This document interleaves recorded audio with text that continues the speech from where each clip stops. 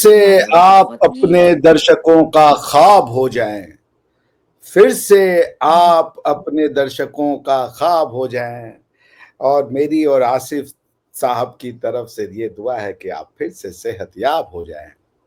वाह वाह वाह वाह वाह वाह डॉक्टर वाह वाह वाह। इस दौरान 3 नस्लें जवान हो जाती हैं। तो ज़ाहिर है वो मज़हब के साथ उनका उतना लगाव तो ना रहा, अगरचे वो वहाँ पे 95% पॉपुलेशन जो है मुस्लिम्स की है।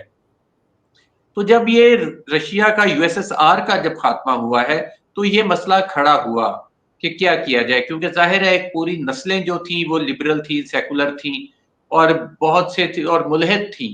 तो बहुत से जो लोग थे वो मज़हब की तरफ जाना चाहते थे, एक वो बड़ा एलिमेंट था। दूसरी तरफ उसके साथ ही अफ़गानिस्तान बिल्कुल साथ लगता था, वहाँ पे जो खाना जंगी शुरू हो गई। को बैन कर दिया जाए, तो उनके ऊपर पाबंदी लगी थी। उसके बाद प्रधानमंत्री मोदी ने कहा था कि एक दिन अमेरिका मुझे खुद बुलाएगा और अमेरिका उनको स्टेट गैस के, क्योंकि यहां षड्यंत्र रचा गया। और अगर वो इतने ही गलत थे ना, मैं आपसे कह रहा हूं, आपसे ज्यादा तो सिक्योरिटी सर्विसेज सऊदी अरेबिया की होंगी, यूएई की होंगी, जॉर्डन की होंगी। उन लोगों ने अपना हाईएस्ट सिविलियन अवार्ड दिया। इसे कहते हैं थप्पड़ बाय द कर्मा। क्या आपने कहा कि वो मुसलमानों का हत्यारा है और मुसलमानों ने उनको अपना हाईएस्ट सिविलियन अवार्ड दिया, मुसलमानों ने। मुझे ना एक चीज याद आ गई, वो जरा थोड़ा सा बता दीजिएगा। जब ये चल रहा था किसान आंदोलन ईस्ट पंजाब में, तो उस वक्त एक वीडियो मेरे पास पड़ा होगा, मैं शेयर करूंगा इनके साथ, तो रिबाहा जी के साथ, तो ये आपको भेजेंगी। उसमें एक बंदा ये बात कर रहा है कि ये वो जो जिसने कहा जा रहा है कि जो चाय बेचने वाला भी चाय ये नहीं बेचते थे, चाय इनके वालिद बेचते थे, वो पूरा एक फौजी का एक वीडियो है, एक वीडियो क्लिप। ये तो कहते वहां पे देते हुए किसी के सामान उठा के भाग गए थे, इस टाइप का बड़ा लंबा चौड़ा सा मजाहिया किस्म का है। तो ये फिर इनको वहां से ये भाग गए, तो इस तरह हुआ ये। वो मैं भेजूंगा रिबाहा जी आपको, वो अगला इसकी बल्कि क्या जरूरत है? प्रोग्राम कल को कोई एक वीडियो ये बना दे, अभिषेक मिश्रा फ्रॉड आदमी है, इसको कुछ आता जाता नहीं है। Freedom of speech and expression है बाबा। को भी हमें उसी तरह देखना चाहिए। और जो हिजाब है, स्पेसिफिकली जो हिजाब हम जिसे कहते हैं, हिजाब बेसिकली एक अरब से है। जिसे आप कहें कि जो हमारे यहाँ जो पंजाब में जिस तरह पर्दे का कॉन्सेप्ट है या चादर का कॉन्सेप्ट है, और तरह का है। अब जैसे खैबर पख्तूनख्वा है या अफगानिस्तान की तरफ है, वहां पे एक शटल कॉक टोपी बुर्का टाइप वो लंबा सा पहना जाता है। देखिए, दुनिया में कोई किसी से नहीं बचा। अगर यहाँ पे आके औरंगजेब ने जजिया लगाने की कोशिश की, तो कर्म उसका ये हुआ कि रशियंस ने जाकर के पूरे सेंट्रल एशिया में से, जैसा आपको मियाँ आसिफ ने बताया, कि इस्लाम बैन कर दिया था। मेरी एक स्टूडेंट थी, उसका नाम इंदिरा था। तो वो मुझे बता रही थी क्लास में, इंटरनेशनल रिलेशंस की क्लास में, कि सर हमारे पापा लोग बताते हैं कि कैसे अगर ना कुरान पकड़ जाती थी ना क्लास अपने घर से, तो रशियन सैनिक आकर के बट से वो पूरा हाथ मुंह तोड़ देते थे। ये हालत कर दी थी उन्होंने, बैन कर दिया था रिलीजन इस तरीके से। Hi viewers, this is me Ribaha Imran and you're watching my YouTube channel. Viewers, सबसे पहले चैनल को सब्सक्राइब करें, वीडियो को लाइक करें, शेयर करें और बेल आइकॉन ऑन करना मत भूलिएगा, क्योंकि आज हमें इंडिया से ज्वाइन किया है डॉक्टर अभिषेक मिश्रा जी ने और पाकिस्तान से हमें ज्वाइन किया है एक बार फिर से मियाँ आसिफ अली ने, जो कि दोनों ही किसी तारुफ के मोहताज नहीं है। और thank you so much Asif साहब और डॉक्टर साहब, आप दोनों ने हमारे चैनल पर हमारे व्यूअर्स के लिए टाइम निकाला।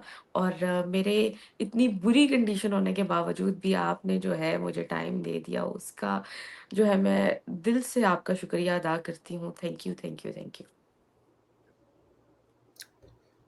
पहले आसिफ साहब बोल रहे।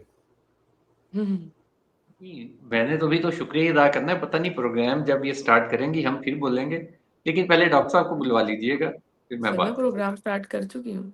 नहीं तो हमारी तरफ से आपको अच्छी सेहत की हम शुभकामना करते हैं। आशा है कि आपका अफ्तारी और रोज़ा अच्छे से बीता होगा। और आप सेहत का ध्यान रखिए। धन्यवाद बहुत बहुत कि आपने हमें आमंत्रित किया अपने शो पे। इसके लिए हम आपके हृदय की गहराइयों से आभार प्रकट करते हैं। धन्यवाद Vibha ji, and get well soon. Thank you so much sir, thank you very much sir. आज हम जिस टॉपिक पे बात, जी जी आसिफ साहब। जल्दी जल्दी आप सेहत याब हो जाएं। आमीन, थैंक यू वेरी मच। आज हम जिस टॉपिक पे फिर बात से करने जा रहे हैं वो आप बहुत ही अपने दर्शकों का ख्वाब हो जाएं। फिर से आप अपने दर्शकों का ख्वाब हो जाएं। और मेरी और आसिफ साहब की तरफ से ये दुआ है कि आप फिर से सेहतयाब हो जाएं। वाह वाह वाह वाह वाह वाह डॉक्टर वाह वाह वाह। बिल्कुल। Thank you so much sir, बहुत बहुत शुक्रिया आपका। और आज हम जिस टॉपिक पे बात करने जा रहे हैं वो टॉपिक है उज़्बेकिस्तान की जानिब से, और उसमें कहा ये जा रहा है कि हिजाब को बैन किया गया है। क्या रीज़न्स हैं, इसके पीछे क्या डिटेल्स हैं, ये आज डिस्कस करेंगे आज के प्रोग्राम में। तो आगाज़ हम आसिफ साहब से करते हैं। आसिफ साहब, आप लेकिन आगाज़ जो है हम उज़्बेकिस्तान की न्यूज़ के हवाले से करेंगे। तो आसिफ साहब, क्या कहना चाहेंगे, इस खबर की क्या डिटेल्स हैं, हमारे व्यूअर्स के साथ शेयर कीजिएगा। देखिए, ये जो वस्ती एशियाई रियासतें हैं, जिनको हम सेंट्रल एशियन स्टेट्स भी कहते हैं, ये तवील अरसा इनका रशिया के साथ गुजरा है, यूएसएसआर के साथ, सोवियत यूनियन के साथ। ये बेसिकली तुर्क रियासतें हैं सारी। तुर्क यहाँ पे स्टेट्स होती थी एक दौर में, ज़ार शाही के दौर में। उस दौर में उन्होंने इन पे कब्ज़ा करने का आगाज़ किया, तवील अरसा इनकी जंगें चलती रहीं और ये वैसे बड़े उलूम फ़नून के मरकज़ रहे हैं।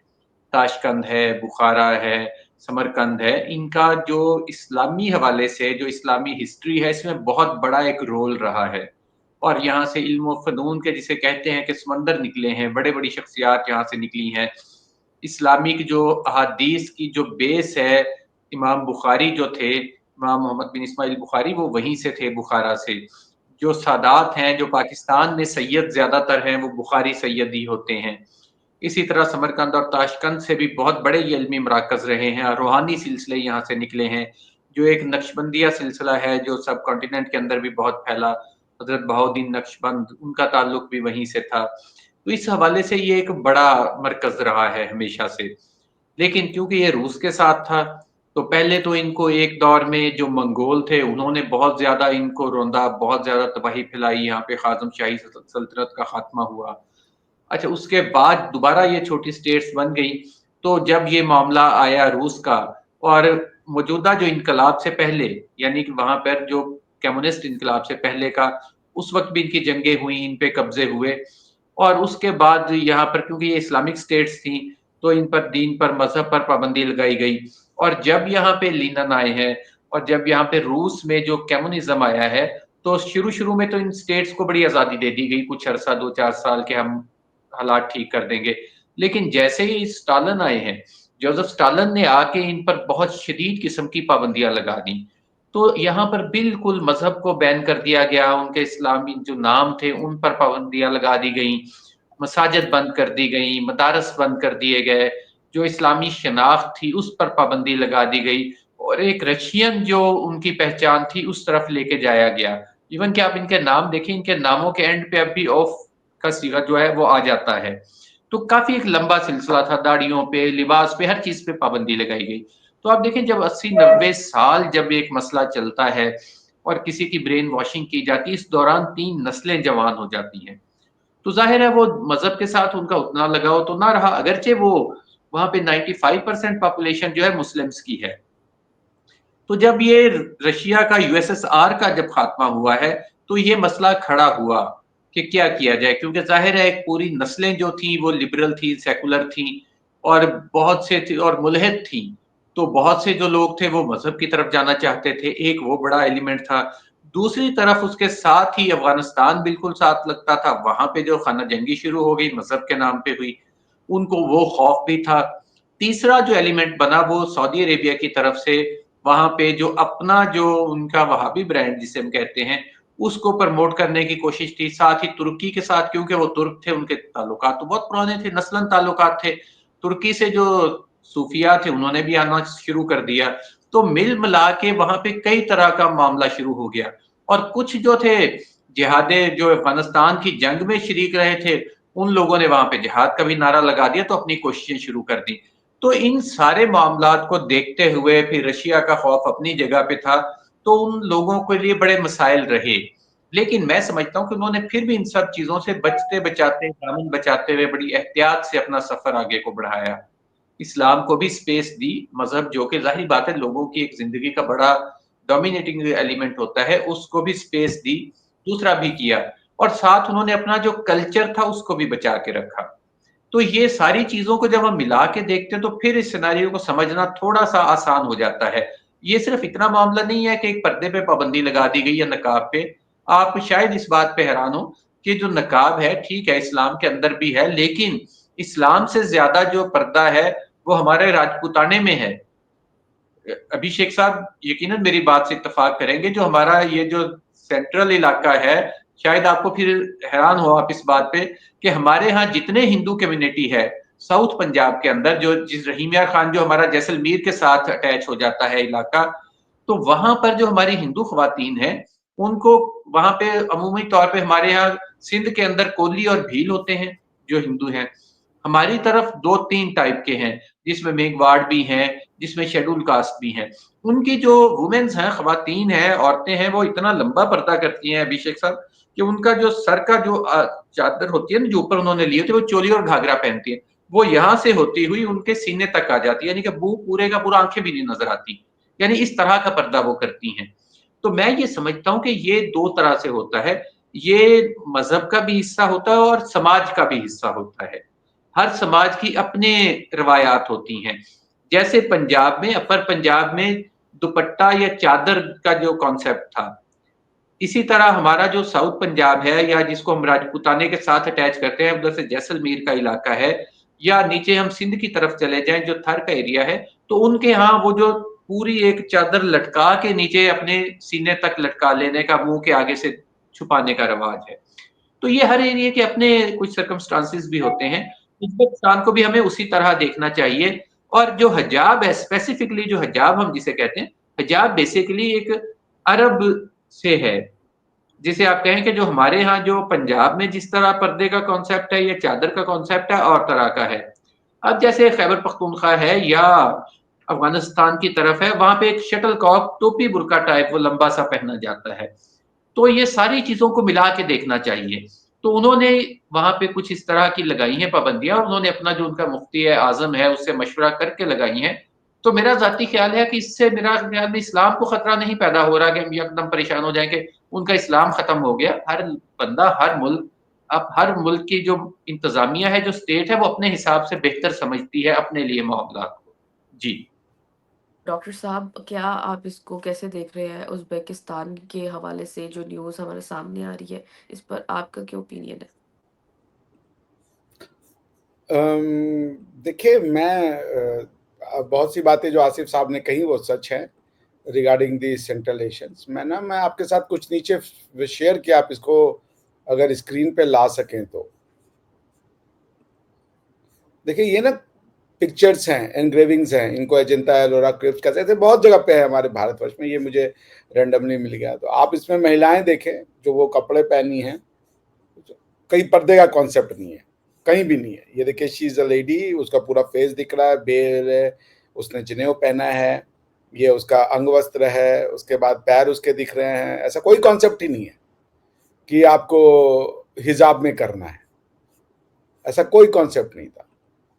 तो ये जिसको आप हिजाब कहते हैं ना, ये जब इस्लामिक आक्रांता आना शुरू हुए, तो चूंकि इस्लाम में आप जो काफिर है उसको सेक्स स्लेव बना सकते हैं, उससे बचने के लिए लोगों ने अपनी वाइफ्स के घूंघट और ये सब डालने शुरू हुए।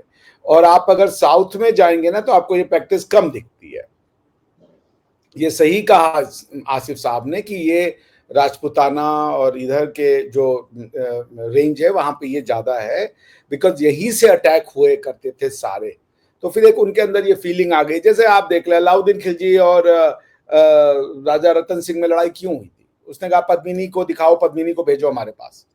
तो ये, और चूंकि वो जौहर क्यों करती थी, क्योंकि आप जब महिलाएं मर भी जाती थी, उसकी डेड बॉडी के साथ भी ये सेक्स करने से बाज नहीं आते थे। तो इस तरीके से फिर बचाने के लिए महिलाओं ने अपने आप को जौहर करना शुरू कर दिया था। तो ये एक प्रैक्टिस जो है वो कल्चरल नहीं है, ये प्रैक्टिस जो है वो over the period of time अपने आप को बचाने के लिए, जिस तरह की गर्म हवा आई इस समय के दौरान, उससे भारतीय समाज बहुत प्रभावित हुआ, उसका एक बहुत इनडेलिबल असर पड़ा है। अब इसको व्हाइट वॉश करना इज नॉट जो कम्युनिस्ट कर रहे हैं, और ये एक फाइनल बैटल है। इस बैटल में जो जीतेगा वही भारत का अम्बिलिकल कॉर्ड भारत से जुड़ेगा, या जो जो कम्युनिस्ट चाहता है कि भारत का अम्बिलिकल कॉर्ड जो है वो जाकर के अरबिया से जुड़ जाए, उसको सॉफ्ट इस्लामिक स्टेट बना दे, सेंट्रल एशियन बना दे। सारे जो है वो बाहर से आए हैं, आर्यन का कॉन्सेप्ट उठा करके कि हम सब बाहर से आए हैं, यहाँ का कोई नहीं है, ये सब टाइप के बोगस थ्योरीज जो वो देते चले आ रहे हैं, वो चलेगी।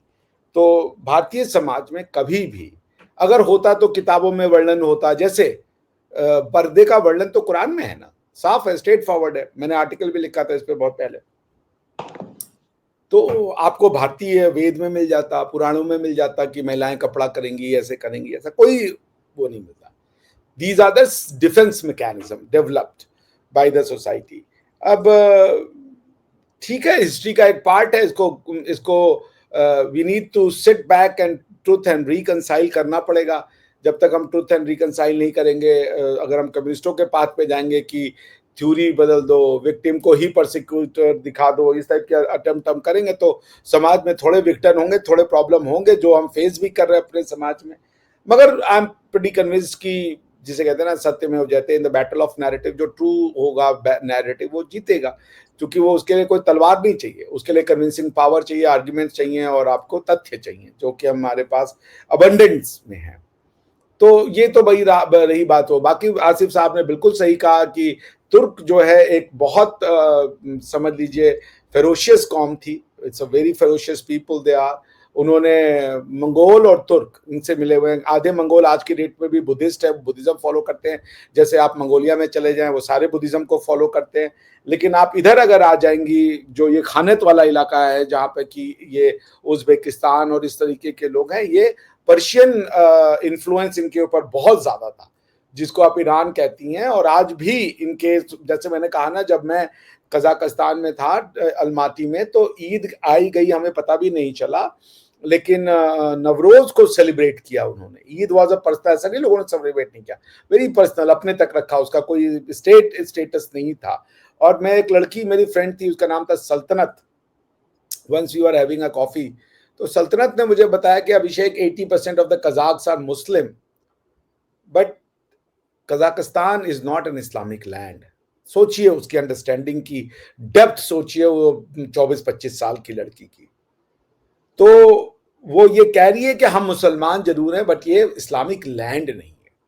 भारत का जो मुसलमान है वो इंडिया को इस्लामिक लैंड बनाने पे तुला हुआ है। दिक्कत यही है। कजाक कभी अपनी लैंग्वेज से नहीं शर्माते, वो कजाक बोलना चाहते हैं। और ये भी सच है कि वहां पे एक तरीके का नेशनलिज्म उभर रहा है, जो कि रशियन लैंग्वेजेस को पसंद नहीं करता, एक सेक्टर है। लेकिन मैं अपनी क्लास में पूछता था यंग बच्चे जो थे उनसे कि तुम लोग क्या चाहते हो कि रशियन लैंग्वेज बैन कर दी जाए, ये कर दी जाए? नहीं, उन्होंने कहा नहीं, रशियन से हमारा कनेक्शन चाहिए। वो जोड़ते अपने आप को जापान से, चाइना से, ऑफ कोर्स सऊदीया से भी। वो एक जो अपना स्पिरिचुअल कंटेंट है वो वहां से कनेक्ट रखना चाहते हैं। इंडिया से काफी वो अपने आप को कनेक्ट रखना चाहते हैं। They look up to India lot. तो वहाँ के एजुकेशन मिनिस्टर साहब आए थे, उनसे हम लोग की एक मेरी पर्सनल नहीं बट 1-to-1 बातचीत हुई थी उनके साथ। तो मतलब प्रोफेसर और उनकी बातचीत हुई थी, तो वो अपना जब विजन रख रहे थे कि कजाकिस्तान कहाँ जाएगा, हम लोग की एक सिक्योरिटी ड्रिल हुई थी। उस सिक्योरिटी ड्रिल में एक मेजर साहब आए थे, और मेजर साहब ये कह रहे थे कि ये जो वेस्ट एशिया के लोग आते हैं, ये इस तरीके की टीचिंग देते हैं, आप क्लास में ध्यान रखिए अपने बच्चों पर कि वो क्या सुन रहे हैं, कौन उनको क्या पढ़ा रहा है, इस तरीके की बातें। वो जो ड्रिल कर रहे थे, उनका नाम असलम था, और वो साउथ एशिया मतलब सेंट्रल एशियन थे। तो दे वर वेरी अटेंटिव ऑफ कि वो बच्चे क्या सुन रहे हैं, क्या पढ़ रहे हैं। और जैसे मैंने बताया कि डिमांड फोर्ट में क्रिसमस को उन्होंने बहुत अच्छे से सेलिब्रेट किया। उन्होंने नवरोज तो उनका स्टेट सेलिब्रेशन था। तो अगर जिसे कहिए, देखिए दुनिया में कोई किसी से नहीं बचा। अगर यहाँ पे आके औरंगजेब ने जजिया लगाने की कोशिश की, तो कर्म उसका ये हुआ कि रशियंस ने जाकर के पूरे सेंट्रल एशिया में से, जैसा आपको मियां आसिफ ने बताया, कि इस्लाम बैन कर दिया था। मेरी एक स्टूडेंट थी, उसका नाम इंदिरा था। तो वो मुझे बता रही थी क्लास में, इंटरनेशनल रिलेशंस की क्लास में, कि सर हमारे पापा लोग बताते हैं कि कैसे अगर ना कुरान पकड़ जाती थी ना क्लास अपने घर से, तो रशियन सैनिक आकर के बट से वो पूरा हाथ मुंह तोड़ देते थे। ये हालत कर दी थी उन्होंने, बैन कर दिया था रिलीजन इस तरीके से। तो बॉटम लाइन मैं इसको यूं एंड कर रहा हूं कि देखिए, रिलीजन को स्पिरिचुअल बनाने का कॉन्टेक्स्ट आ चुका है। कल्चरल डिफरेंसेस आपको समझने पड़ेंगे। सबका कल्चर उतना ही इम्पोर्टेंट और उतना ही जिसे समझिए पायस है जितना किसी और का।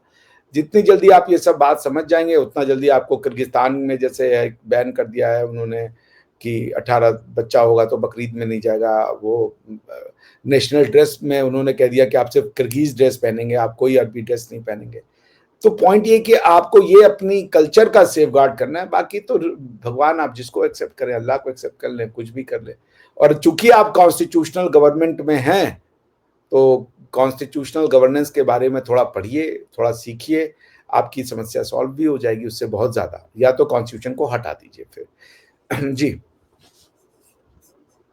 अच्छा मियाँ साहब, आसिफ साहब, आपसे मेरा सवाल है कि अभी रिसेंट हमने एक खबर से हमारे सामने आती है जिसमें 10 पाकिस्तानी जो कि यूएई में थे, और जिसमें 5 ख़वातीन थी, और उनको जो है वो अरेस्ट कर लिया गया। इस पर आप क्या कहना चाहेंगे? इसकी क्या बैकग्राउंड्स है? इसकी क्या डिटेल्स है? आए दिन हम इस तरह की खबरें सुनते हैं, चाहे वो सऊदी अरेबिया से हो, चाहे वो यूके से हो, चाहे वो फ्रांस से हो, चाहे वो इवन इस्लामिक कंट्रीज़ पे बात कर ले, यूएई, इन जगहों से हम खबरें सुनते आ रहे हैं पाकिस्तानियों के। क्या ये पाकिस्तानियों के खिलाफ साजिश हो रही है या फिर रियलिटी है? क्या कहना चाहेंगे? देखें, रियलिटी या साज़िश वाली बात भी आपने खूब कही। हम लोग खुद भी अपने खिलाफ साज़िश करने में बड़े तेज़ वाक़िए हुए हैं। हम दुश्मन के खिलाफ कभी नहीं कर सकते, किसी और के खिलाफ नहीं करते, लेकिन अपने खिलाफ ज़रूर कर लेते हैं। अब ये वाला जो मामला है, जो फ़कीरों के रूप में या बेगर्स के रूप में जो वहाँ पे हो रहा है, अब मैं बड़ा हैरान होता हूँ इन लोगों पे। हमारी मुल्क की बहुत बड़ी प्रॉब्लम भी है ये, हम लोग अरबों रुपए डेली जो है इन फ़कीरों को दे रहे हैं। यानी ये चौक-चौराहों पे खड़े होके ये लोग भीख माँगते हैं और हम लोग इनको आते-जाते दे देते हैं, और कोई फ़कीर ऐसा नहीं है, कोई बेगर ऐसा नहीं है, जो 5-6 हज़ार रुपए दिहाड़ी से कम पे घर जाता हो। ज़्यादा वाले तो हैं ही हैं। अच्छा, जब हम उनको कहते हैं कि आ जाओ आप घर में काम कर लो या कहीं पे आपको काम पे लगवाते हैं, तो वो भाग जाते हैं कि अभी हमें इससे तो वो 10 गुना कम पैसे मिलेंगे। तो ये एक बड़ा इश्यू है, और इस मामले में मैं समझता हूँ कि हमारी हुकूमतें भी बराबर की ज़िम्मेदार हैं, जिन्होंने एक वो Benazir income support type program शुरू कर रखा है जी, जो गरीब हैं उनको घर बैठे मंथली 3-4 हज़ार रुपए दिए जाओ। यार अजीब बात है, क्यों आप दे रहे हैं? देने ही हैं तो उन्हें किसी काम पे लगाएँ, उनके लिए कोई रोज़गार के मौके पैदा करें। अब लोग काम नहीं करेंगे जाके, वो कहेंगे ठीक है यार घर बैठे मिल रहा है लेते जाओ। यानी पूरी आपने एक बड़ी कम्युनिटी को, ज़ाहिर-सी बात है वो लाखों लोग हैं जिनको, या शायद डेढ़ 2 करोड़ लोग होंगे, जिनको घर बैठे पैसे दिए जा रहे हैं। तो ये एक बहुत बड़ा इश्यू है, और ये बजट का एक बहुत बड़ा हिस्सा इस पे जा रहा है। और हमारे जो सियासतदान हैं वो, क्योंकि मजबूरी है कि एक पॉलिटिकल पार्टी ने, पीपल्स पार्टी ने ये स्टार्ट किया था, बाद में नून लीग की गवर्नमेंट आई भी, हम अगर खत्म करेंगे तो वो करोड़ों लोग नाराज़ हो जाएँगे। उसके बाद पीटीआई आ गई तो उन्होंने भी यही कि जी वो लोग नाराज़ हो जाएँगे, ये एक बहुत बड़ा इश्यू है। और अब ये लोग लाखों रुपए लगा के जाते हैं, अब जो जा रहा है सऊदी अरेबिया या गल्फ कंट्रीज़ में, ऑलमोस्ट उसका कम से कम भी डेढ़ 2 लाख रुपए खर्च हो रहे हैं, और 2 लाख रुपए लगा के वो सिर्फ़ भीख माँगने के लिए जा रहा है। अजीबो-गरीब सी सिचुएशन है। तो ऐसे लोगों के खिलाफ कुछ अरसे से एफआईए भी बहुत मुतहर्रक हुई है, और बाकी रही साज़िश वाली बात, तो वैसे इसमें कोई ऐसी बात भी नहीं है। हो भी सकता है कि आप किसी बंदे को कहें 4 लाख रुपए दे के भी, आ ले 4 लाख रुपए ते तू जाके उत्थे ना खैरात मंगनी है। वो जाके भीख माँगनी शुरू कर दे और उसको अरेस्ट करके हम वापस पाकिस्तान भेज दें। लेकिन वैसे ऐसा है नहीं। हो सकता है लेकिन मेरे ख़्याल में ऐसा नहीं है, तो ये कुछ लोग होते हैं, हर माशरे में ऐसे लोग पाए जाते हैं। लेकिन दूसरी तरफ आप देखें कि पाकिस्तानियों की बहुत बड़ी तादाद जो है यूरोपियन कंट्रीज़ में है, अमेरिका में है, दूसरे ममालिक में है, और वो वहाँ से बहुत बड़ी तादाद में पैसा वहाँ से कमा के घर भेजते हैं। तो वो लोग भी हैं। तो अगर उन करोड़ों लोगों के मुकाबले में ये चंद लोगों को अगर देखें, तो मेरा ख़्याल है इतनी बड़ी तादाद है नहीं, लेकिन ये नहीं होना चाहिए, और इस पे एफआईए ने सख्त एक्शन भी लिया हुआ है, और जिस पे भी शक गुज़रता है उसको वो ऑफलोड भी कर देते हैं। लेकिन फिर भी कुछ ना कुछ लोग निकल ही जाते हैं। सही हो गया। डॉक्टर साहब, मेरा आपसे सवाल है इसी टॉपिक से रिलेटेड। क्या कहना चाहेंगे पाकिस्तानियों को जो है जिस तरह ट्रीट किया जा रहा है यूएई, सऊदी अरेबिया में, इसके पीछे आप क्या रीज़न समझते हैं? क्या ये मुसलमानों के खिलाफ कोई साजिश आपको नज़र आ रही है?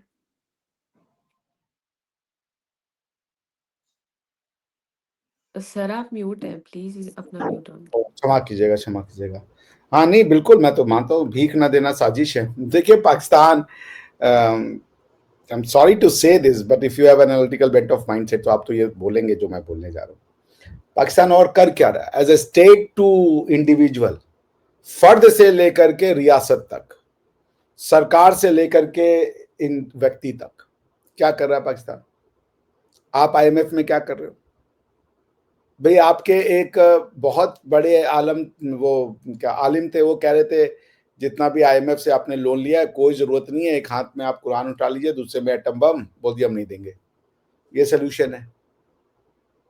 तो आप जब से देश बनाए हो, जब से आप मांग रहे हो, आपको ये लगता है कि हम तो मुसलमान बन गए, हमने दुनिया पे एहसान किया है, अब दुनिया की जिम्मेदारी है हमें चलाए। तो आजाद हुए तो 65 करोड़ रुपए इंडिया से मांगे, उसके बाद अमेरिका से शस्त्र मांगे, आपने पैसे मांगे, अब आईएमएफ से मांग रहे हैं। तो जब जनता देख रही है कि भाई हमारा स्टेट भी यही कह रहा है, ये तो मेरा नहीं स्टेटमेंट है ना, आपके प्राइम मिनिस्टर कुछ दिन पहले कहते कि भाई मैं जाता हूं, मुझे मांगना अच्छा नहीं लगता पर क्या करूं, मजबूरी है। और जब भी मैं कहीं जाता हूं तो बाहर का जो हेड ऑफ स्टेट है वो ये सोचता है कि फिर से मांगने आ गया, तो कह कि मैं मांगना नहीं चाहता हूं पर मजबूरी है, क्या करूं। मुझे याद है इमरान खान साहब के समय में बड़ा वो हुआ था, एकदम आके टीवी पे उन्होंने बोला था कि आपको गुड न्यूज देना है, सऊदी ने $2 बिलियन अप्रूव कर दिए, आईएमएफ ने $1 बिलियन अप्रूव, $1 बिलियन, एक बिलियन डॉलर। इंडिया में 100 से ज्यादा ऐसी कंपनियां स्टार्टअप है, मैं उसकी बात नहीं कर रहा हूं पिछले 5 साल में, जो कि $1 बिलियन से उनकी नेटवर्थ है ज्यादा। तो आप सोच लीजिए आप क्या कर रहे हो। तो इंडिविजुअल को भी लगता है यार कि हाँ ठीक है, ये सही तरीका है पैसे बनाने का। वरना आप तो ये सोचिए ना कि आप ये कह रहे हो कि $350 बिलियन के सहारे आप अपने लोगों को ये पढ़ा रहे हो कि बच्चे जितने हो जाएं उतने अच्छे हैं। आप 40 करोड़ बनने वाले हो आने वाले 10 साल में। मुझे याद है मैंने आपके साथ प्रोग्राम किया था, यूएन की रिपोर्ट है, आप इंडोनेशिया को हरा दोगे in the number of most populous Muslim country, मुश्किल से 1 या 2 साल में ये हरा चुके होगे आप। You are on the verge, आपको एटम बम की जरूरत ही नहीं है, आप तो पॉपुलेशन एक्सप्लोजन से मरोगे। कंट्रोल ही नहीं है भाई आपका, आपको समझ नहीं आ रहा है। $350 बिलियन आप कितना ग्रोथ कर लोगे यार। चलो आप डबल हो जाओगे आने वाले 5 साल में, $700 बिलियन। आप उसमें 40 करोड़ लोगों का मुंह पेट पाल लोगे आप। हाई आपके पास वो जमीन बढ़ जाए, जमीन हॉरिजॉन्टली भी ग्रो करने का एक सीमा ही, आप कितना हॉरिजॉन्टल ग्रोथ करोगे, वर्टिकल तो हो नहीं सकता। तो आई शडर टू थिंक कि आप कहां जा रहे हो। तो भाई लोगों को ये भी लगता है कितनों को एम्प्लॉयमेंट दे दोगे आप, कितनी नौकरियां जनरेट कर लोगे आप। स्टेट तो नौकरी नहीं जनरेट कर पाएगा, प्राइवेट इंटरप्राइज चाहिए होगा जो नौकरी जनरेट करने के लिए। पर प्राइवेट इंटरप्राइज में नौकरी जनरेट करने के लिए आपके पास बाइंग कैपेसिटी होनी चाहिए, पैसा होना चाहिए ताकि वो मार्केट में पैसा घूमे, मल्टीप्लाई हो, और उसके बाद लोगों की बाइंग कैपेसिटी बढ़े और इंडस्ट्री बढ़े। वो कुछ है नहीं आपके पास। आप किसी भी इकोनॉमिक एक्सपर्ट से पूछे हाउ टू रन यू, आप कुछ ऐसा बनाओ जिससे, जैसे अभी आसिफ साहब ने कहा कि आपके फॉरेन रेमिटेंसेस ज्यादा है, बिल्कुल होंगे। पाकिस्तान के बहुत सारे हार्ड वर्किंग लोग हैं, वो बाहर है, अपने देश के लिए पैसा भेज रहे हैं। बट मुझे याद है मेरा दोस्त था पाकिस्तान से, उस समय इमरान खान साहब ने एक शगुफा छोड़ा था कि कोई डैम बनाना है तो पैसे दीजिए, तो जनता से पैसे मांगना शुरू हो गए थे। इवन आपके चीफ जस्टिस भी उसमें आ गए थे, उन्होंने कहा था हाँ हाँ ये ठीक तरीका है, पैसे दीजिए। तो मैंने उससे कहा कि भाई तू भी पैसे भेज दे, उसने कहा यार ये सब मैं बहुत दिन से सुन रहा हूँ, ऐसे नाटकों में मैं नहीं जाता। एक पैसा नहीं भेजा उसने। तो पॉइंट क्या है कि इस तरीके से देश नहीं चलते ना। आप अभी भी भरोसे में कि जज्बा है, अब दुनिया चाहे ऐसा हो जाए, कौमों की जिंदगी में वो होता है। भाई आप एक कोई 2 साल की कौम नहीं हो, 70 साल के, आप 7,000 साल की कौम हो, लेकिन उस कौम को आप मानते ही नहीं हो। दूसरी कौम उसके ऊपर बढ़ाना चाहते हो, आप उसको कौम मान रहे हो। जो कौम नहीं है उसको कौम मान रहे हो, और जो कौम है उसको कौम नहीं मान रहे हो। This can only happen in Pakistan. तो आप जब तक नहीं बैठेंगे विद अस, आप हिंदुओं को एक दिन ना 1-2 महीना पूरा स्कूल सिलेबस सब लोग मिलकर 2-4 महीना हिंदुओं को गाली दे दीजिए, एक वो प्रोग्राम ही कीजिए कि भाई कुछ नहीं होगा, खाली दिन रात हिंदुओं को हम गाली देंगे। उसके बाद जब मन भर जाए तो बैठिए और प्रोग्रेसिव बातें सोचिए कि क्यों तक्षशिला में दुनिया की पहली पॉलिटिकल साइंस की किताब लिखने वाला, अर्थशास्त्र को लिखने वाला आज ज्ञान के लिए तरस गया। वो समाज ज्ञान के लिए आप तरस गए। तो अब आपको सोचना पड़ेगा, तो बैठना तो पड़ेगा आपको, जैसे आप बैठे। तो इसलिए जो वो कर रहे हैं वही उनको सिखाया गया है कि पैसा मांगो किसी भी तरह, येन केन प्रकारेण। उनको नहीं लगता वो पाकिस्तान की कोई, वो तो कह रहा है हम तो इस्लाम से मेरे लिए सबसे इंपॉर्टेंट है, पाकिस्तान तो जूते पे है मेरे, इस्लाम फर्स्ट एंड लास्ट। पाकिस्तान एक ऐसी आइडेंटिटी है, सब नेशन वेशन क्या होता है, कुछ नहीं होता। तो उनको अपने देश के लिए कुछ है ही नहीं, they have more loyalty towards the religion than the country. तो वो कहते हैं हमें इस्लाम के नाम पे पैसा मिल रहा है, तो क्या दिक्कत है, कोई दिक्कत नहीं। मियाँ साहब, आप क्या कहना चाहेंगे? डॉक्टर साहब को आप काउंटर भी कर सकते हैं और उसके साथ फाइनल अपने रिमार्क्स भी बताइएगा। और सर, ये क्या एक और सर ने, डॉक्टर साहब ने बात की कि सारे मिलकर पहले हिंदुओं को गालियां दे दें, ऐसा निसाब पढ़ाएं, उसके बाद बैठकर जो है इंटेलेक्चुअल जो है वो बात सोचिएगा। इस पर आप क्या कहना चाहेंगे? उन्हें ही असल में डॉक्टर साहब के ज़हन में ये वाक़ई काफ़ी ज़्यादा रहता है। विशेषज्ञ साहब यही सोचते रहते हैं कि पता नहीं हमें और कोई काम नहीं है शायद इन लोगों को गालियाँ देने के अलावा। अरे भाई, हमारे अपने लाखों लोग, मैंने पहले बताया, बहुत बड़ी पॉपुलेशन हिंदुओं की यहाँ मौजूद है। हमें हिंदुओं के साथ कोई इश्यू नहीं है। इश्यू जहाँ पे आता है वो भारत सरकार के साथ आता है, भारत की पॉलिसियों के साथ आता है। बाकी हिंदू तो हमारे ज़ाहिर-सी बात है यहाँ पे हैं, हमारे भाई हैं पाकिस्तान के अंदर। बड़े-बड़े, मैंने बताया कि कई शहर हैं उनके, जो कि हैं ही उनके, मिट्टी जैसे शहर उनके हैं। तो इसीलिए उनकी पॉपुलेशन है, उनके बिज़नेस हैं, बहुत बड़े बिज़नेस हैं यहाँ पे, छोटे-मोटे भी नहीं। तो वो तो रहता है। तो बाकी जो दूसरी बात है, वो बात अभिषेक साहब की भी ठीक है कि जो लोगों को करना चाहिए अपने इलाकों में। और मेरा ज़ाती तौर पे जो ख़्याल है, जो मौजूदा हमारी पॉलिसीज़ चल रही हैं, जिस तरह मौजूदा गवर्नमेंट लेके चल रही है, इससे पहले भी मियाँ नवाज़ शरीफ के अदवार जब भी आए, उससे पहले भी उस पार्टी के अदवार में भी चलती रही है, ग्रोथ होती रही है और अब दुरुस्त सिमत में सफ़र शुरू हो चुका है। और मुझे जो, देखिए, हमने अंदाज़ा ही देना होता है, बाकी जो होना जो है वो तो बाद की बात है। तो मुझे ये लगता है कि हालात जो हैं वो ठीक सिमत में जा रहे हैं और उम्मीद है कि जल्द ही ये हालात बेहतर हो जाएँगे। और इस मामलात जो हैं, और जो सियासी तौर पे तो है ही है, जो चल रहा है, मुस्तहकम हुकूमत चल रही है। आइंदा जो है इकोनॉमिकली भी हम बेहतर पोज़ीशन में आ जाएँगे। और ये काफ़ी मुझे उम्मीद है। तो बाकी रहा मामला ये वाला, जो कुछ लोग होते हैं, जो आदी होते हैं, उनको आप एक्चुअल है, उनको आप चेंज कर नहीं सकते। कोशिश की जा सकती है, उन पे सख्ती की जा सकती है, रोक-रुकावट डाली जा सकती है। हालाँकि ऐसा भी इश्यू नहीं है कि ये लोग भूखे मर रहे हैं या बहुत ज़्यादा कोई गुर्बत है, ऐसा नहीं है। हमारे यहाँ कम से कम ये ज़रूर है कि 99.9% लोग जो हैं वो रात को भूखे नहीं सोते। लेकिन बहरहाल एक हिर्स होती है, जो ग्रीड होती है, जो लालच होती है, वो भी साथ मौजूद है। कुछ आदतें ऐसी हैं जो नहीं बदलती, इस वजह से ये मसाइल हैं, लेकिन ये भी हल हो जाएँगे। जी। सर, जिस तरह आपने हल बताया ना, बहुत मुख्तसर सा हल बताया आपने वैसे। और मैं डॉक्टर तफ़सील से साहब, बता देता हूँ, चलिए आप तफ़सील से हल सुनना चाहती हैं, वो बता देता हूँ। देखिए, अब 2 पोज़ीशंस हैं। एक तो जो पाकिस्तान की जो इकोनॉमिकली मामलात हैं, हम पहले एग्रीकल्चर पे बेस करते रहे हैं हमेशा, जो एक हकीकत है। लेकिन इसमें कोई शक भी नहीं, एग्रीकल्चर हमारा एक बड़ा पावरफुल टूल था और है भी। हमारा राइस है, जो बासमती राइस पूरी दुनिया में पसंद किया जाता है। हमारी जो चीनी है, चीनी जो मोटी चीनी है, ये पूरी दुनिया में पसंद की जाती है, क्योंकि इस तरह की चीनी नहीं, बाकी पाउडर टाइप चीनी होती है हर जगह पे। हमारे यहाँ बाकायदा छोटे-छोटे पीसेज़ वाली चीनी होती है। हमारा जो साल्ट है, जो नमक है, पूरी दुनिया से लोग इस पे बात करते हैं, चाहते हैं, इसको लेना चाहते हैं। अक्सर बात मेरी जो बाहर होती है दोस्तों से, और वो खुद जो जिन चीज़ों की लोग डिमांड करते हैं, हमारी जो गंदम है, जो हमारी व्हीट है, इस जैसी व्हीट नहीं है कहीं। यानी हमें कुदरत की तरफ से, नेचर की तरफ से बहुत से चीज़ों से नवाज़ा गया है। हमारा जो आम है, जो मैंगो है, उसकी जो मिठास है, अच्छा, बाहर यही आम जो है, हमारे यहाँ जो सड़कों पे बिक रहा होता है और ₹100 किलो के हिसाब से चल रहा होता है, बाहर ये एक-एक आम बहुत महँगा डॉलरों के हिसाब से बिकता है।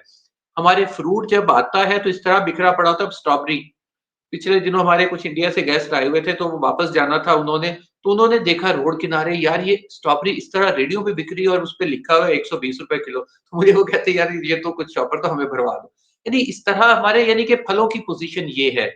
यानी ये नहीं है कि हमें, हमारे लोग किसी चीज़ को तरसे हुए हैं। फ्रूट इतना आता है, ड्राई फ्रूट्स इस तरह फैले होते हैं हर तरफ, सड़कों के किनारे आपने खुद बाहर ही देखा होगा, ढेर लगा के लोग बेच रहे होते हैं। तो हमारा जो कपड़ा है, क्लॉथ है, आप देखें कि जब भी कोई दोस्त उधर से आते हैं, सबसे ज़्यादा वो कपड़ा परचेज़ करके लेके जाते हैं, क्वालिटी वाइज़ और रेट वाइज़ के बहुत सस्ता है और बहुत अच्छा कपड़ा है। तो यानी हमें हमारे पास मौजूद हैं चीज़ें, स्पोर्ट्स का सामान मैंने पहले भी बताया था, पूरी दुनिया में हमारा सबसे आगे है।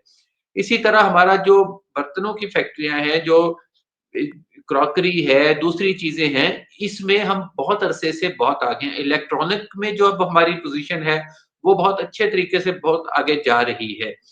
तो इस तरह के मामलात हैं, बाकी जो है हमारा अब आईटी की जो सनत है यहाँ पे, वो भी बाकायदा एक इंडस्ट्री का रूप धार चुकी है। तो हमारे पास पोटेंशियल तो मौजूद है। फिर हमारा जो ख़ासकर गवादर है, जो हमारा जो बीच है, हमारा जो सी पैक का जो रूट है, जो चाइना के साथ, तो हमारे पास कमी नहीं है किसी चीज़ की, मैं जो कहता होता हूँ। हमारे पास मिनरल्स हैं, हमारे सिंध और पंजाब के अंदर इतनी गैस है कि आप पूरा पाकिस्तान उससे चल रहा है। तेल निकल रहा है यहाँ से। यानी कोई ऐसी चीज़ नहीं है जिसे मैं कहूँ कि कमी है किसी चीज़ की। मैन पावर हमारे पास है, हर चीज़ हमारे पास मौजूद है। इवन कि अब तो जो ये दिफ़ाई चीज़ें हैं, तो ये भी और आर्म्ड फोर्सेस का जो सामान है, वो यहाँ पे बन ही नहीं रहा, एक्सपोर्ट भी हो रहा है। तो इसलिए कमी नहीं है। हालात थोड़ा-सा इनको रिविज़िट करने की ज़रूरत थी, जिस पे काम हो रहा है, हुकूमत की तरफ से चल रहा है। हमारी पीआई यही थी ना जिसने एक दौर में गल्फ एयरलाइन की बुनियाद रखी थी, या जो यूएई की एयरलाइन्स हमने स्टार्ट की थी, चाइना को जहाज़ हमने ही भेजे थे यहाँ से। तो ये ऐसा नहीं है कि कमी है, सिर्फ मसला थोड़ा-सा प्लानिंग का है, और वो जिस तरह बेहतर सिमत में जा रही है, मोटरवेज़ का जाल बिछा हुआ है, यानी इदारे आप देखें, आके डेवलपमेंट्स देखें, तो बहुत बेहतर पोज़ीशन में है और उम्मीद है मुझे बहुत। और फिर आप देखें, हमने 40 साल जंग ज़दा मुल्क रहने के बावजूद ट्रिलियन डॉलर्स का हमें हमारी इकोनॉमी को नुकसान पहुँचा है इस टेररिज़्म की वजह से, मिलिटेंट्स की वजह से, लेकिन इसके बावजूद हम ना सिर्फ सर्वाइव कर रहे हैं, बल्कि बहुत बेहतर पोज़ीशन में खड़े हैं। मैं जब देखता हूँ अफ्रीकन कंट्रीज़ को, दूसरे ममालिक को, जिस तरह वहाँ पे लोग भूखे देखते हैं हम, ऐसा है ही नहीं। यानी पाकिस्तान में इस चीज़ का तसव्वुर ही नहीं किया जा सकता। तो इसलिए हम बहुत बेहतर पोज़ीशन में हैं और आगे मज़ीद बेहतर हो जाएँगे। इंशाल्लाह सर। डॉक्टर साहब, मेरा आपसे सवाल है कि फाइनल रिमार्क्स क्या देना चाहेंगे? और मसले का हल भी आप बताएँ ना कुछ? नहीं, मसला तो कुछ है ही बताइए। नहीं। मसला तो कुछ है ही नहीं, तो हल काहे का? नहीं, नहीं, मैं तो देखिए, हम सुना आसिफ साहब ने बहुत अच्छे से मसले को समझा दिया। अब आप भी बताएँ, हमारे पास आम बहुत अच्छे हैं, स्ट्रॉबेरी बहुत अच्छी है। तो आप भी बताएँ कैसे हल निकलेगा? भाई मैंने बता दिया, आसिफ साहब ने बताया, मसला ही नहीं है कोई। आप स्विट्जरलैंड है, उनकी बात सुन के तो मुझे ये लगा मैं स्विट्जरलैंड में किसी से बात कर रहा हूँ। मुझे लगा नीचे मियाँ आसिफ सली की जगह मॉरिस सोजन बर्गर लिखा होता तो ज्यादा अच्छा होता। मुझे तो ऐसे ही लगा भाई, कुछ दिन के लिए तो मैं अपने आप को, बिकॉज मैं रहा हूँ, मैंने जिनेवा से पढ़ाई करी है, तो मेरे दिमाग में तो वो सब पिक्चरें चलने लगी कि भैया मैं एकदम उसमें घूम रहा हूँ। जो मेरी अंडरस्टैंडिंग है, वर्ल्ड बैंक की जो रिपोर्ट है मेरे सामने, आप कहेंगी तो मैं शेयर कर दूंगा कि nearly 40% of the population of Pakistan is below poverty line. Half of the population almost आपकी below poverty line में है। और जो एक साल में 12.5 मिलियन, यानी 1.25 करोड़ लोग हर साल गरीबी की रेखा से नीचे जाते हैं। आपकी जो गरीबी की रेखा पे नीचे जाने वाला जो रेट था, वो 34.2 से बढ़कर 39.4% हो गया, 39.4%। और ये मेरी रिपोर्ट नहीं है, ये पाकिस्तान के लिए वर्ल्ड बैंक की रिपोर्ट है।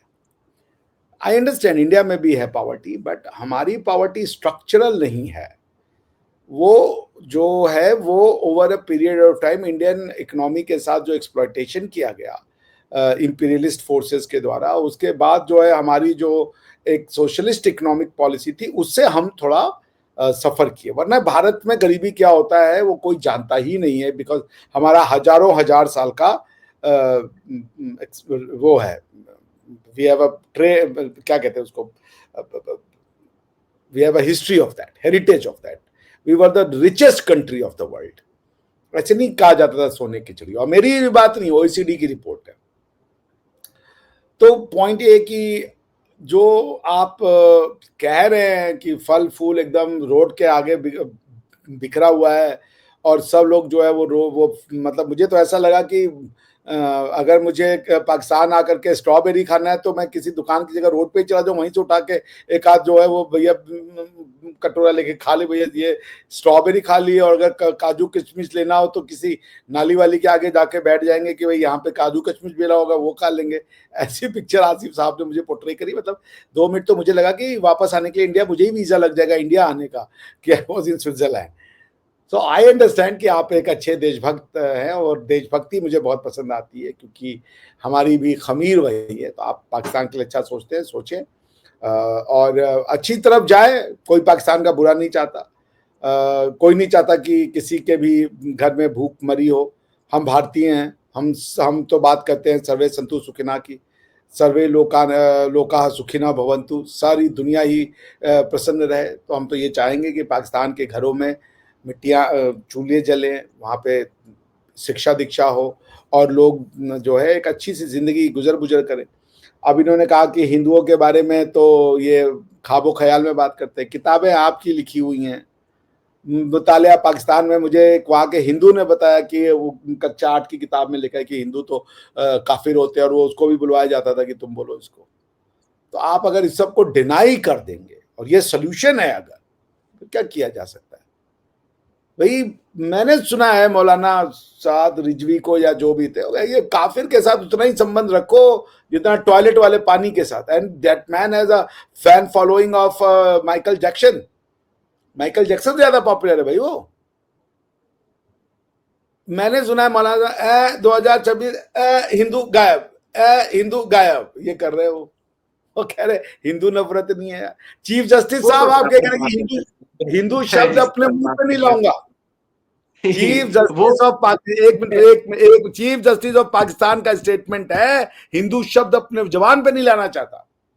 शाहिद अफरीदी कह रहा था मेरी बेटी एक बार ऐसे पता नहीं क्या वो पीरियड दे करके वो ऐसे ऐसे करने लगी, मैंने उसको डांटा, मैंने कहा सब फेक, ये क्या कर रही है तू। तो हमारे यहाँ भी अगर कोई नमाज पढ़ रहा है और उसको देख के हम अपनी सोसाइटी में ये सब वो करें। और देखिए इस्लाम बाहर से आया है, शाहिद अफरीदी के बाप दादा भी पूजा ही पाठ करते थे। तो नफरत करने का तो मुझे बात समझ में नहीं आती। आप छोड़ दियो, वेरी गुड, मगर नफरत करना दैट्स लिटिल टू मच। तो हिंदू हेट्रेड आपकी किताबों में है, आपके फिल्मों में है। आप अभी कहिए मैं फिल्में चला दूं, अभी कहिए मैं फिल्में चला दूं, ओ हिंदू मैंने राम को छोड़ दिया, मैं मुसलमान हो गया, गोली चल रहा है, हिंदू गोली मार रहा है, वो भाई साहब नमाज पढ़ने गोली इधर से निकल रही हो वो हिंदू की गोली उनको नहीं लग रही है, लेकिन 93,000 लोग सरेंडर कर देते हैं हिंदू के सामने।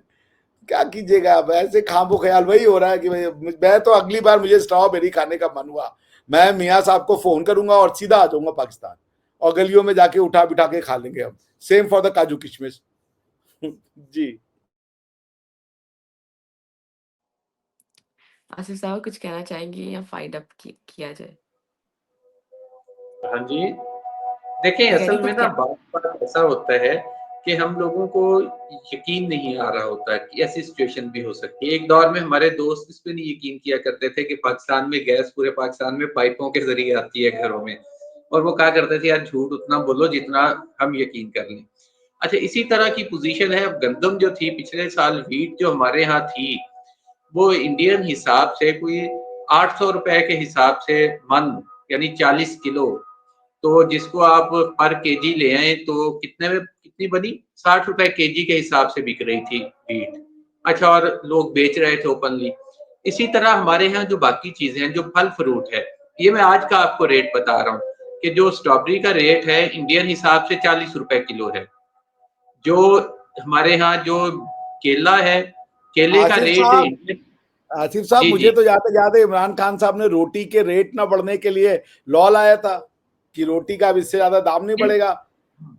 हाँ, व्हीट का रेट बढ़ा था, लेकिन अब जो व्हीट का रेट है गुज़िश्ता 2 साल से, 1.5 साल से, जब से मरीम नवाज़ चीफ मिनिस्टर हैं, हमारे यहाँ व्हीट का रेट इतना हो चुका है, यानी कि बहुत नीचे आ चुका है, जिसकी वजह से यकीनन हमारे फार्मर्स थोड़े से परेशान हैं, इसमें कोई शक नहीं, लेकिन व्हीट का रेट नीचे आ गया है बहुत ज़्यादा। तो इसी तरह बाकी जो चीज़ें हैं, फ्रूट्स हैं, लोगों में हम ये कहें कि बाइंग कैपेसिटी नहीं है, तो ऐसा नहीं है। शायद आपको एक हो सकती है रीज़न कि मैं पंजाब में रहता हूँ, पंजाब हमेशा से खुशहाल खित्ता रहा है और पंजाब बानिस्बत बाकी पाकिस्तान के ज़्यादा खुशहाल हैं यहाँ के लोग, ये एक रीज़न हो सकती है। लेकिन बहरहाल यहाँ पे हर चीज़ वाफ़र मौजूद है और इस तरह फैली हुई होती है हर तरफ के किसी को ये प्रॉब्लम नहीं है कि वो कोई चीज़ परचेज़ ना कर सके। तो बाकी रहा मामला ये वाला कि हिंदू से जो नफ़रत वाला, तो वो ऐसी बात है नहीं, ऑन द ग्राउंड ऐसी सिचुएशन नहीं है। कुछ लोग होते हैं हर जगह पे, जैसे वहाँ पे भी मौजूद हैं, आपके यहाँ भी। वो आज कल ही मैं देख रहा था, बजरंग दल और वो विश्व हिंदू परिषद के जो चल रहे थे प्रोटेस्ट, दूसरी चीज़ें, ऐसे लोग हर जगह होते हैं। हमारे यहाँ भी कुछ शिद्दत पसंद तंज़ीमें यकीनन होंगी, इसमें डिनाई करने वाली बात नहीं है। लेकिन पीपल और मैसिव पीपल्स के लेवल पे आप देखें, अवामी सतह पे आप देखें तो ऐसा नहीं होता।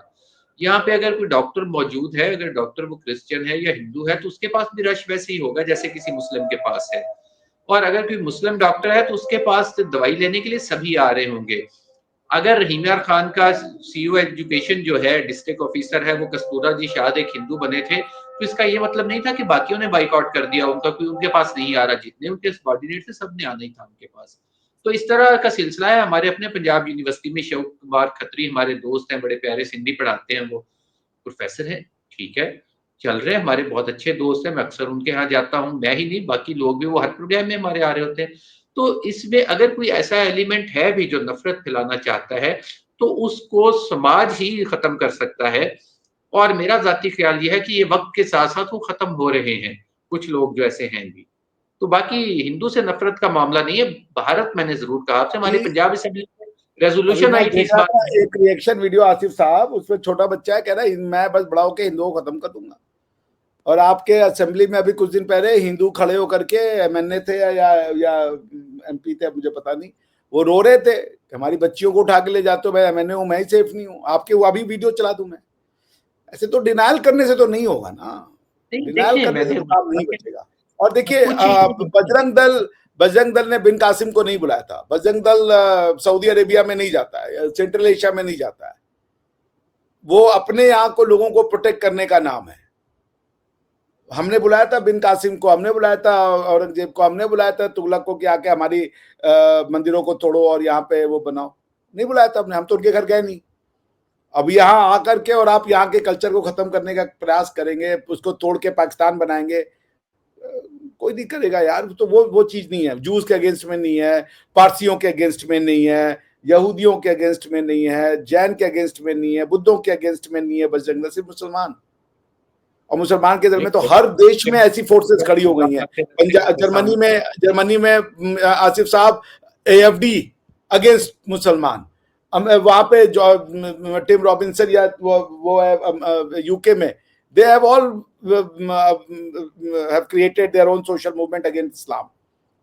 ऐसे तो ना कहे ना, बजरंग दल कोई वो नहीं है, ये लोग डिफेंस मैकेनिज्म वाले लोग हैं, किसी से नहीं नफरत करते हम, हमारे खून में नहीं है, हमारे डीएनए में नहीं है, हमारी शिक्षा में नहीं है कि किसी से नफरत करना उसके भगवान के लिए। हम तो कभी किसी को कहते भी नहीं है ताकि उसको बुरा ना लग जाए।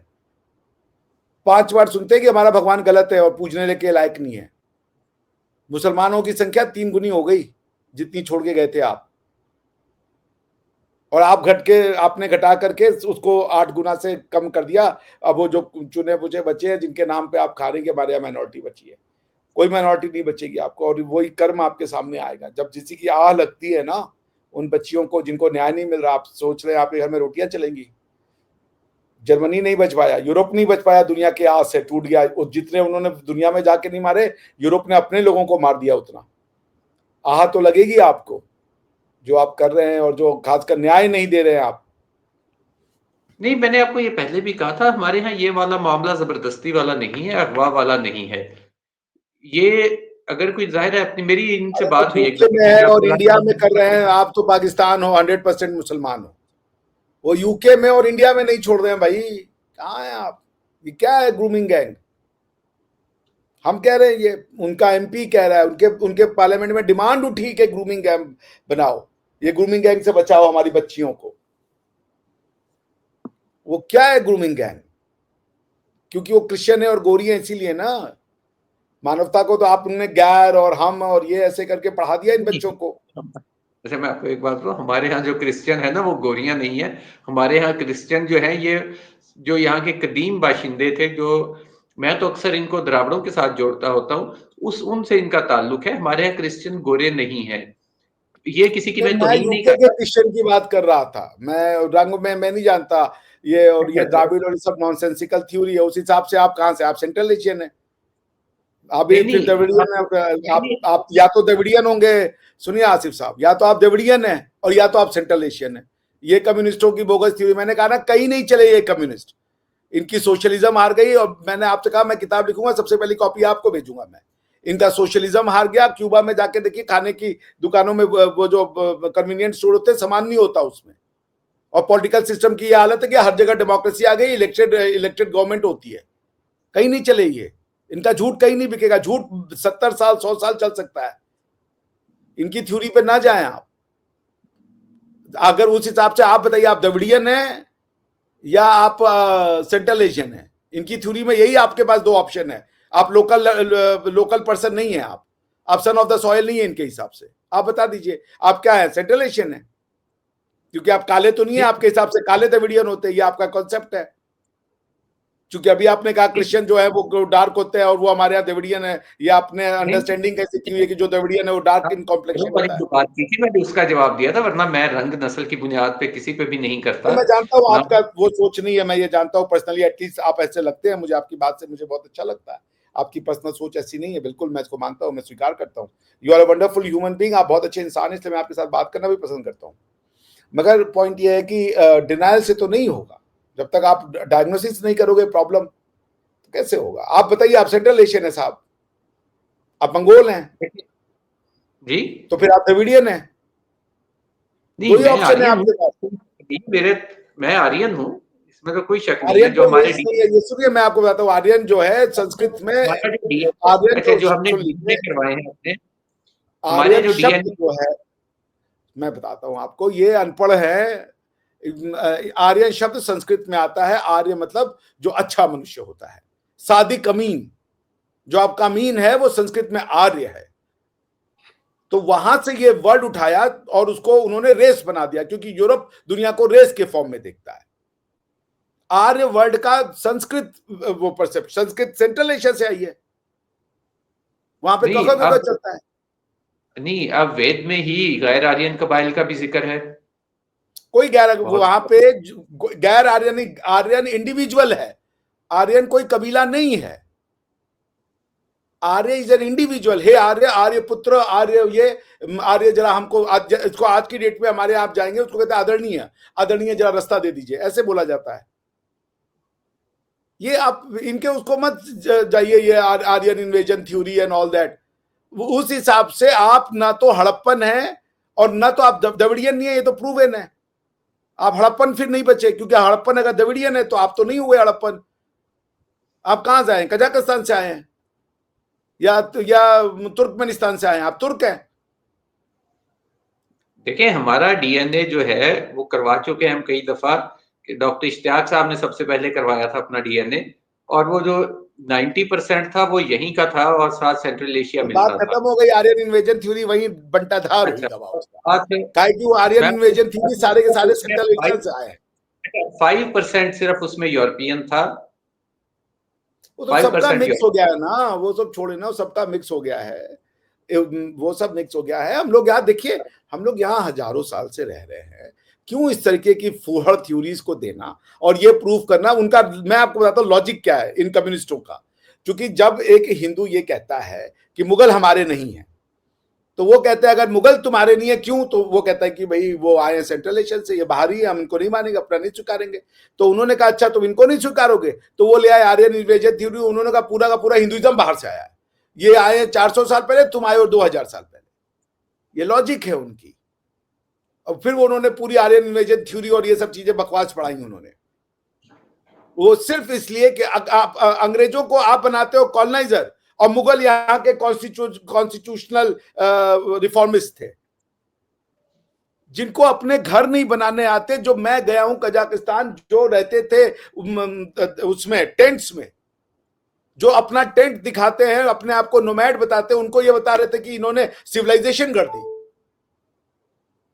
नहीं, नहीं हमारी होता है। सिविलाइजेशन पुरानी है, उनसे भी बहुत पुरानी है। तो बस हमारी बात खत्म, हम लोग सिविलाइजेशन एक लोग हैं। आपको इस्लाम एक्सेप्ट कीजिए, लेकिन इस्लाम को एक्सेप्ट करने के लिए अपनी आइडेंटिटी मत डिनाई कीजिए।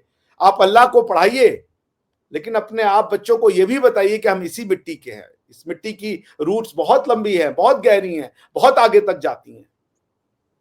मिलके रह सकते हैं भैया हम। पाकिस्तान एक रियलिटी है, कौन मना कर रहा है? रहिए, आप खुश रहिए, आगे बढ़िए, तरक्की कीजिए। आपके डीएनए में है वो, आपकी यहां से निकली है तक्षशिला से अर्थशास्त्र। मैकियावेली पैदा नहीं हुआ था, डीएनए नहीं था, स्पर्म भी नहीं था उसका, तब अर्थशास्त्र लिख दी थी। नहीं, बिल्कुल, इसमें कोई शक नहीं है। टेक्सला वो यूनिवर्सिटी से आपके ही थे। लेके चाणक्य मौर्य से ज्यादा आपका है, क्योंकि वो उसी इलाके में पैदा हुआ, उसी इलाके में पढ़ाया। वो उस समय गया था मगध में, क्योंकि मगध उस समय का सबसे बड़ा फेडरल यूनिट था इंडिया का। उसने कहा सारे राजाओं को जोड़ो, और वो अलक्षेंद्र यानी अलेक्जेंडर आ रहा है, उससे लड़ो जा करके।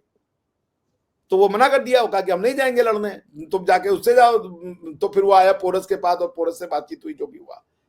तो वो India was a federal structure, वो सब भारतीय थे। उसने कहा तुम्हारी ड्यूटी है, तुम भारत में। किसकी बात करें, मगध कौन गया था? जो चाणक्य थे, तक्षशिला में पढ़ाते थे। तक्षशिला आज की डेट में इस्लामाबाद के पास है। तो वो हाँ, जब अलेक्जेंडर, तो वो वहीं के थे ना, आप ही के वंशज थे ना, क्या वहीं किया पैदा यही हुए सब? ना। तो उन्होंने, वो आए यहाँ, वो चूंकि जब उनको पता चला कि अलेक्जेंडर वर्ल्ड जीतने आ रहा है, यमनी उसको कहते थे, तो वो आए। उन्होंने कहा कि भाई तुम इस समय भारत की सबसे विशाल वो राज्य हो, तुम राजाओं को जोड़ो और आकर के लड़ो। तो मना कर दिया, हम नहीं लड़ेंगे तुम्हारे लिए, तुम पागलों वाली बात कर रहे हो। हम वो अपने उसमें मदोशी में था। तो भारत वो शुरू हमने से रोक लिया था, देखें, वो तो हमने, राजा पोरस ने खुद ही रोक लिया था। हमें मेरे ख्याल किसी की मदद की भी जरूरत नहीं पड़ी थी। नहीं, तो ऐसे नहीं, वो बात पोरस नहीं, बात ये नहीं कि पोरस आपका था या हमारा था। भारतीय समाज में सबको अपने हिसाब से रहने की इजाजत थी। भाई तमिलनाडु में कोई रहते हैं, इसरो तो बेंगलोर में है, अब हम क्या इसरो हमारा नहीं है? भाई आप कैसे एक दूसरे से बनते हैं? जो सिविलाइजेशनल अटैचमेंट होती है ना, तो बात वो होती है। अब जैसे मोदी जी के अगेंस्ट में सबसे आपसे ज्यादा तो कलकत्ता टीएमसी है, उनको ही सारी गालियां देती हैं। पर वो भारतीय तो है ना। टीएमसी कहती है मोदी जी दंगा बाबू है, जबकि मोदी जी जैसा शरीफ व्यक्ति नहीं बना जितना उस व्यक्ति को इन लोगों ने प्रताड़ित किया। और इसीलिए मैं कर्म के सिद्धांत पे मानता हूं कि जितना इन्होंने उसको झूठ बोला बेचारे व्यक्ति के लिए, जितना प्रताड़ित किया, वो उतना ही सक्सेसफुल बन गया, उतना ही। अगर आप कहते हैं कि अल्लाह करता है सब कुछ, तो आप सोचिए इतना ज्यादा विशियस कैंपेन प्रधानमंत्री मोदी को इन लोगों ने किया, उस बेचारे के चरित्र का हनन। He was almost assassinated, but वो भारत के प्रधानमंत्री बन गए 3 बार। और सारे जिन मुसलमानों के हत्या का दोष लगाया, देखिए आयरनी, देखिए आसिफ साहब, 1 मिनट, आसिफ साहब आयरनी देखिए, जिसको कहते हैं कर्म। जिस मुसलमानों की हत्या का दोष प्रधानमंत्री जी पे लगाया गया, उन्हीं मुसलमान कंट्रियों में सबसे ज्यादा उनको हाईएस्ट सिविलियन अवार्ड मिला। वो पागल है कि बुचर ऑफ गुजरात को हाईएस्ट सिविलियन अवार्ड दे रहे हैं? सोचिए, नहीं, सोचिए इन पे कम्युनिस्टों के बारे में। अमेरिका में पाबंदी भी लगी थी ना इन पे शायद जाने पे, तो इसी ये इशू। पाबंदी नहीं लगी थी, यहाँ के कुछ सांसदों ने मिलकर के, वो जो आपको नहीं पता क्या क्या स्ट्रगल करना पड़ा। ये कम्युनिस्टों का जो राज था, उन्होंने इसको सॉफ्ट इस्लामिक स्टेट बना दिया था। वो ये प्रूव करने पे लगे हुए थे कि जो मारा गया वहां पे, ये जो दंगे हुए थे, उस दंगे में इनका हाथ था। और उन्होंने उसकी वजह से पूरा एक वो मेंबर ऑफ पार्लियामेंट का लेटर लिखा, उसको भेज दिया अमेरिका के उसमें कि भाई इनको बैन कर दिया जाए। तो उनके ऊपर पाबंदी लगी थी। उसके बाद प्रधानमंत्री मोदी ने कहा था कि एक दिन अमेरिका मुझे खुद बुलाएगा, और अमेरिका उनको स्टेट गेस्ट के, क्योंकि यहां षड्यंत्र रचा गया। और अगर वो इतने ही गलत थे ना, मैं आपसे कह रहा हूं, आपसे ज्यादा तो सिक्योरिटी सर्विसेज सऊदी अरेबिया की होंगी, यूएई की होंगी, जॉर्डन की होंगी। उन लोगों ने अपना हाईएस्ट सिविलियन अवार्ड दिया। इसे कहते हैं थप्पड़ बाय द कर्मा। क्या आपने कहा कि वो मुसलमानों का हत्यारा है, और मुसलमानों ने उनको अपना हाईएस्ट सिविलियन अवार्ड दिया, उस मुसलमानों ने। दौरान मुझे ना एक चीज याद आ गई, वो जरा थोड़ा सा बता दीजिएगा।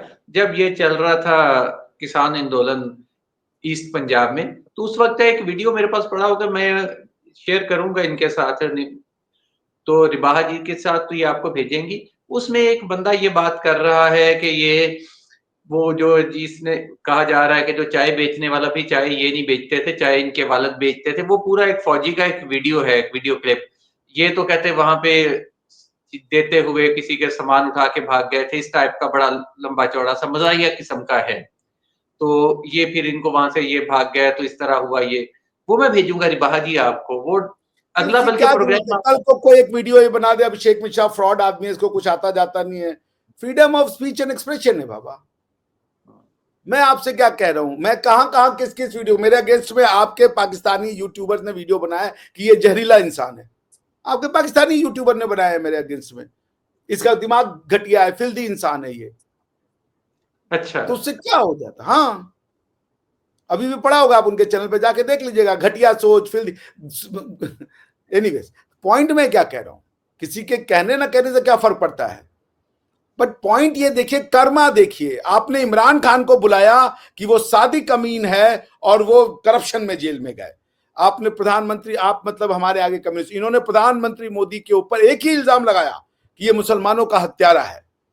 और किस्मत देखिए, न्याय देखिए, जिसे कहते हैं ना लॉ जस्टिस ऑफ नेचर, इसी को नेचुरल जस्टिस कहते हैं। वो तमाचा मारा। सऊदी अरेबिया ने अपना हाईएस्ट सिविलियन अवार्ड दिया, जॉर्डन ने अपना हाईएस्ट सिविलियन अवार्ड दिया, पैलेस्टाइन ने अपना हाईएस्ट सिविलियन अवार्ड दिया, उसके बाद यूएई ने अपना हाईएस्ट सिविलियन अवार्ड दिया। You just name it. Malaysia ने दिया, या मलेशिया ने दिया नहीं दिया मुझे याद नहीं है, मगर कम से कम 7-8 मुस्लिम कंट्रीज ने उनको अपना हाईएस्ट सिविलियन ऑर्डर दिया। सऊदी अरेबिया से बड़ा तो कुछ नहीं हो सकता। नहीं, इसे वो कहते उन्होंने इस हैं, चक्कर में दे दिया ना अभिषेक साहब, उनकी वजह सुन लीजिए ना। उन्होंने इसलिए दे दिया कि पहले इसने गुजरात में सीएम थे तो इतना ज्यादा कर दिया मर्डर्स, अब प्राइम मिनिस्टर है पता नहीं क्या कर दें, तो चलो इनको रोक लगाओ, इसी तरह इनको सिविलियन अवार्ड अपने दे दो, कम से कम उसी का इसका ख्याल मतलब आप करके। ये कह रहे कि अरबों को अपने मुसलमानों से प्यार नहीं है? नहीं, उन्हें प्यार था तो वो उन्होंने दिया, नेतन्याहू उन्हें को क्या नहीं बचाने दे के रहे लिए हैं? दिया। नेतन्याहू को भी उन्होंने दे तो उसे दें। बचाने के वो लिए दिया। यही लॉजिक लगा दीजिए, नेतन्याहू साहब को दिला दीजिए कि शायद मुसलमानों का कत्ल रुक जाए। सबसे ज्यादा मुसलमानों को अरबी, आप तो नकली मुसलमान हो, तो आपको मानते ही नहीं मुसलमान, आपको अपना सिटीजनशिप तो देते नहीं हो, आप बेकार के मुसलमान हो, आपको ना जन्नत मिलेगी ना स्वर्ग मिलेगा, आप बीच में अटकोगे मुनाफकत की वजह से। पॉइंट ये है, जो असली मुसलमान हैं वो तो उनको ठोक रहे हैं, उनको दिलवा दीजिए नेतन्याहू को हाईएस्ट सिविलियन अवार्ड।